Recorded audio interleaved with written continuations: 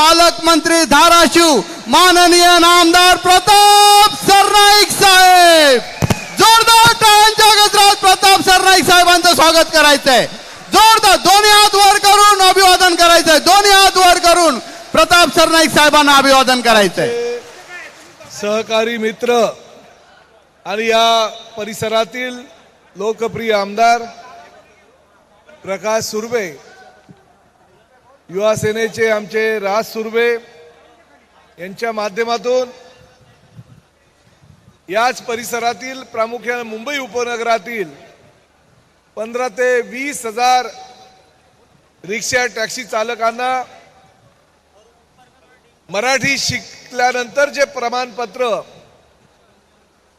मुंबई मराठी साहित्य संघ आणि कोकण मराठी साहित्य परिषदेच्या माध्यमातून त्यांना जे वर्ग त्यांचे घेण्यात आले होते त्याच्या प्रमाणपत्र वितरणाचा कार्यक्रम या ठिकाणी आयोजित केला आहे. त्याबद्दल मी त्यांचं अगदी मनापासून स्वागत करतो, त्यांचं अभिनंदन करतो. आजच्या या कार्यक्रमाला उपस्थित असलेले विधान परिषदेचे उपसभापती आदरणीय सचिन भाऊ आहेर, त्याचबरोबर आमचे सहकारी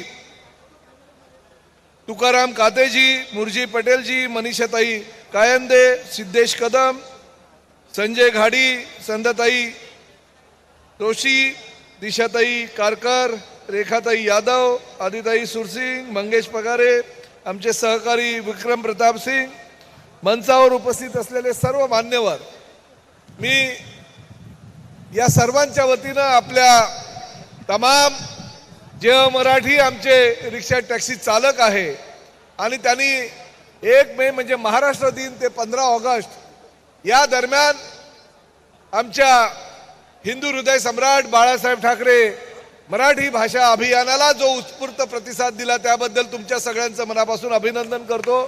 तुम्हाला खूप खूप शुभेच्छा देतो. मराठी समजते ना तुम्हाला कि आम्ही पण बोलू कैसन हो भैया, ठीक बा? अरे हम मुंबई में रहते हैं, महाराष्ट्र में रहते हैं, हम भोजपुरी अगर थोड़ा बहुत सीख सकते तर तुम्हाला मराठी हे शिकावंच लागेल आणि तुम्हाला मराठी प्रवाशांशी संवाद जो आहे तो करावाच लागेल. हे महायुतीचं सरकार आहे.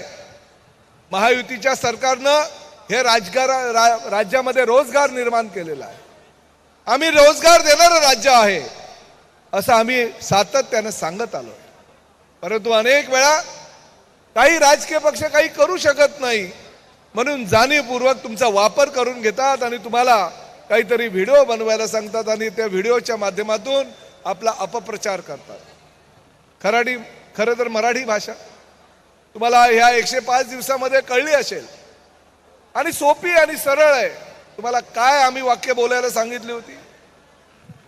काका कुठे जाणार, दादा कुठे जाणार, ताई कुठे उतरायचंय, दादा कुठे उतरायचंय, मीटर चालू केलेला आहे का, आपल्याला उजवीकडे रिक्षा घ्यायची आहे का, डावीकडे रिक्षा घ्यायची आहे का, साधे आणि सोपे असे 10 ते 15 वाक्य तुम्हाला या ठिकाणी बोलायचे आहेत. प्रवाशांशी संवाद साधायचा आहे आणि प्रवाशाशी संवाद साधल्यानंतर एक आपुलकीचं नातं प्रवाशांशी करायचं. शेवटी आपण नेहमी बोलतो प्रत्येक ठिकाणी, बघा काही ठिकाणी तर लिहिलेलं असतं की आपण आमचे अन्नदाता आहात, आपण आमचे ग्राहक आहात, ग्राहकांशी आम्ही व्यापार करतो आणि त्या व्यापाराच्या माध्यमातून आम्ही आमची रोजीरोटी कमावतो. त्यामुळे ग्राहक आमच्यासाठी देव आहे आणि जो ग्राहक असतो त्या ग्राहकाबरोबर जर तुम्ही त्यांच्या भाषेमध्ये शिकलात, त्याच्या भाषेमध्ये जर बोललात तर ग्राहकाला किती आनंद होईल याचा तुम्ही विचार करणं गरजेचं आहे. आणि म्हणून तुम्ही एवढ्या मोठ्या प्रमाणात त्या ठिकाणी आलेला आहात.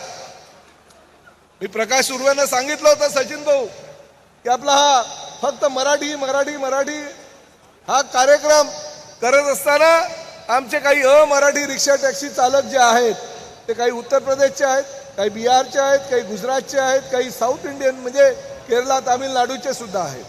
त्यामुळे हिंदी सुद्धा काहीतरी कार्यक्रम ठेवायला पाहिजे, भोजपुरी कार्यक्रम ठेवायला पाहिजे. परंतु ज्या वेळेस व्यासपीठावर आपण सगळे असू त्यावेळेस फक्त आणि फक्त महाराष्ट्रामध्ये मराठीचाच जय जयकार झाला पाहिजे अशा प्रकारचा कार्यक्रम तुम्ही या ठिकाणी ठेवा. आणि प्रकाशचं खरोखर मनापासून अभिनंदन करायला पाहिजे. याचं कारण असं आहे, प्रकाश माझे बालमित्र आहेत. गेले अनेक वर्ष विद्यार्थी संघटनेपासून आम्ही या ठिकाणी आज आमदार झालो, राज्याचा मंत्री म्हणून मी कार्यरत आहे. परंतु काम करत असताना आम्ही कधी जातीपातीचं राजकारण केलं नाही. आम्ही कधी मराठी अमराठी हा भेदभाव पाळलेला नाही.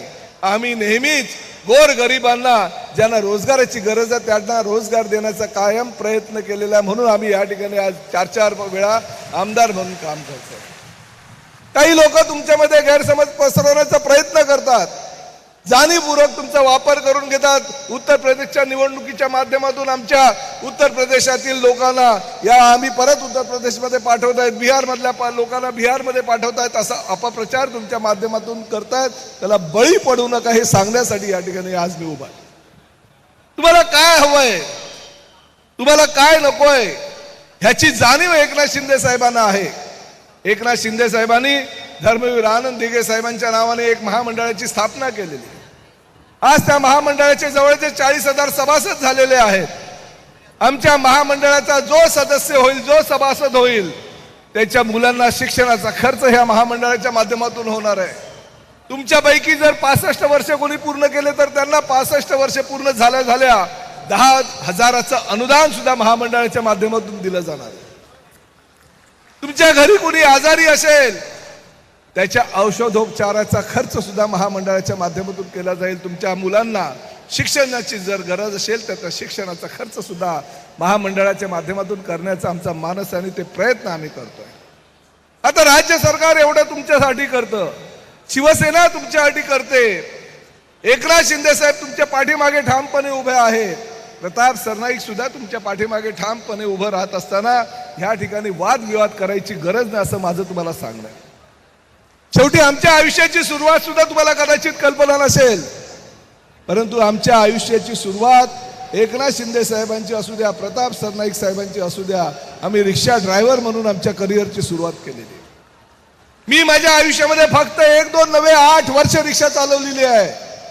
आणि रिक्षा चालवत असताना आता तरी हे रिअर वगैरे इंजिन आहे, पूर्वीच्या काळी तर फ्रंट इंजिन होतं आणि फ्रंट इंजिनमध्ये सीटच्या खाली इंजिन असल्यानंतर त्याची हवा कशी येते ही तुम्हाला कल्पना. आणि त्या इंजिनच्या माध्यमातून आम्ही रिक्षा चालवले. त्यामुळे रिक्षावाल्यांचे काय प्रश्न आहे, त्यांच्या काय समस्या आहेत, त्यांच्या घरी काय परिस्थिती निर्माण होते 8-8, 10-10 तास काम केल्यानंतर याची जाणीव असलेले प्रताप सरनाईक, एकनाथ शिंदे, सचिन आहे, प्रकाश सुर्वेसारखे आमच्या या ठिकाणी उपस्थित असलेले सगळे आमदारांना आहे.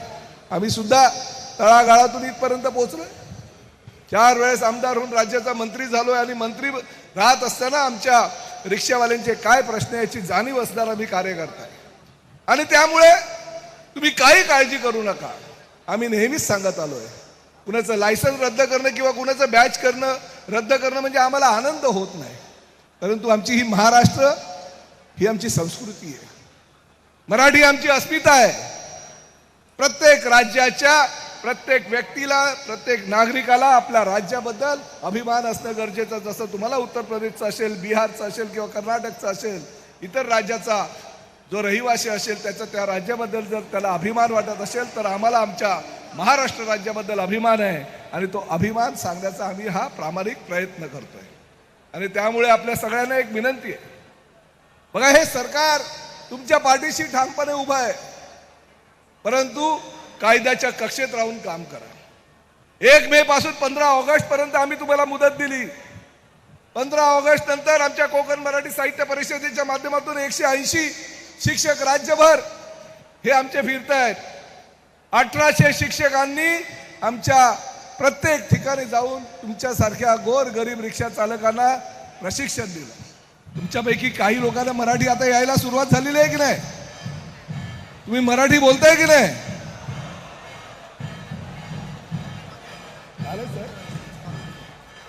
किती लोकांना मराठी येत आहे आता तुमच्यापैकी? बाकीच्यांना येत नाही का? अरे प्रमाणपत्र दिलं तुम्हाला, प्रमाणपत्र जर मराठी आलं तरच दिलेलं आहे ना. ज्याला ज्याला मराठी येईल, जो जो मराठी शिकेल, मराठीमध्ये आम्ही 4 शब्द 10 शब्द ज्याला बोलायला शिकवू त्यालाच प्रमाणपत्र दिलेलं आहे. आणि त्यामुळे अतिशय चांगली आणि सोपी अशी असलेली भाषा तुम्ही आता आत्मसात केलेले आहे. मी तुमचं मनापासून अभिनंदन करतो, तुमचं कौतुक करतो. भविष्यामध्ये ज्यांनी शिकलं नसेल, ज्यांनी अजूनपर्यंत प्रशिक्षणाचा लाभ घेतला नसेल, आता आमचे कोकण मराठी साहित्य परिषदेचे पदाधिकारी कार्यकर्ते या ठिकाणी बसलेले आहेत. तुम्हाला आजही मी आवाहन करतो, राज्यातील मराठी भाषा विभागाच्या वतीनं शिवसेना प्रमुख बाळासाहेब ठाकरे मराठी भाषा अभियान आम्ही चालू ठेवलेलं आहे. त्याचा लाभ घ्या. ज्यांनी शिकलं नसेल त्यांनी मराठी शिका. जे शिकले त्यांचं स्वागत करा.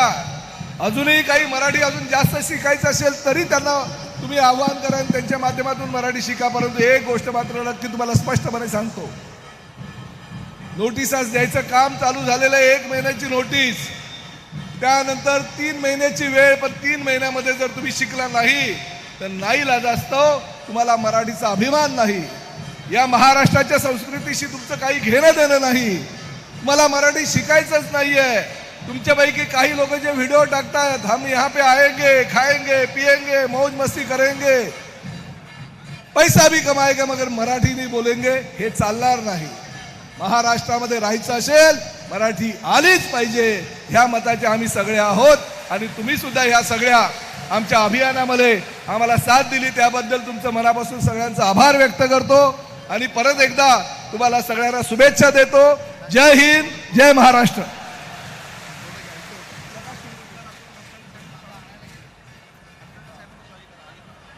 या ठिकाणी आता सन्मान्य परिवहन मंत्र्यांनी